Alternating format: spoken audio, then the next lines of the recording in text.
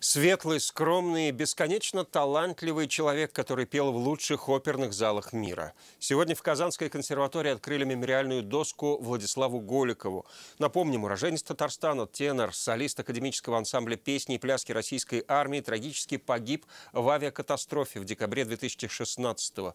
Тогда артисты Минобороны летели в Сирию, чтобы поздравить соотечественников с Новым годом.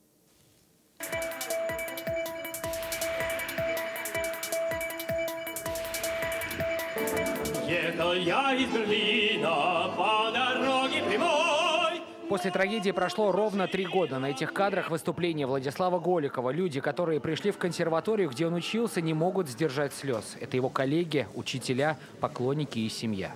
Сын был идеальный. Мы очень им гордимся. Был известный на весь мир. Солист, тенор. Испания, Бельгия, Лондон, Франция. Объездил все. Мы все время как-то говорили, сын у нас живет в небе.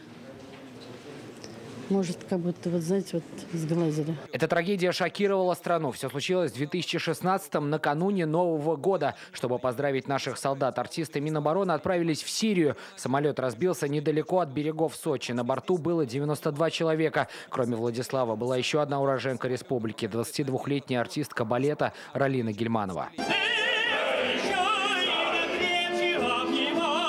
Его обожали ценители оперы во всем мире. Профессионалы называли голос даром от Бога. Сегодня цветы к мемориальной доске возложили и те, кто был с Владиславом в самом начале творческого пути, его преподаватели. Как студент был очень старательный, добросовестный и очень-очень скромный. И продвигался, вот действительно ему не так легко было. И благодаря своим стараниям он вот достиг все-таки высот в Москве, в театре, в ансамбле.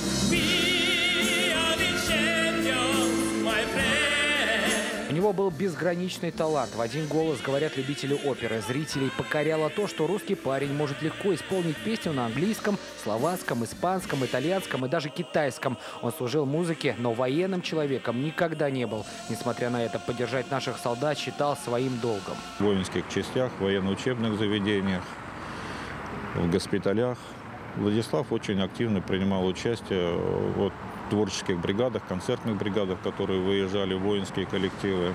Мемориальная доска на стене Казанской консерватории. Значит, память о ее ученике будет жить здесь вечно. Владиславу было всего 43 года. Сергей Хайдаров, Марат Зайдуллин, ТНВ.